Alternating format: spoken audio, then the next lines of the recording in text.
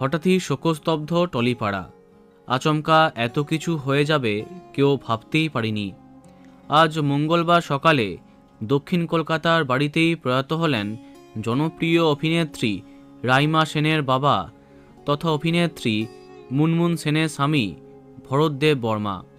মৃত্যুকালে তার বয়স হয়েছিল ৮৩।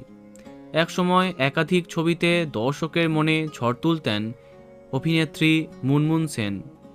মহানায়িকা সুচিত্রা সেনের মেয়ে তিনি। কিন্তু তার কেরিয়ার যখন মধ্য গগনে, তখন নিজের মনে মানুষের সন্ধান পান। ত্রিপুরার রাজপরিবারের ছেলে ভরতদেব বর্মাকে বিয়ে করেছিলেন মুনমুন সেন।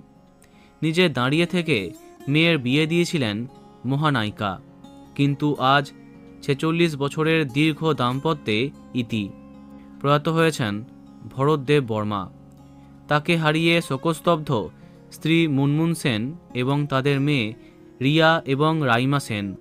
এদিন সকালে অস্বস্তি বোধ করেন ভরতবাবু।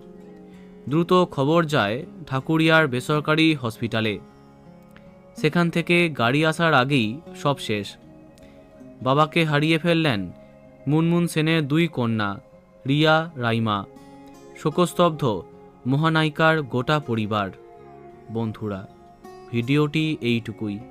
বাংলা বিনোদনের অন্যান্য আরও খবর পেতে সাবস্ক্রাইব কারেন্ট পজ।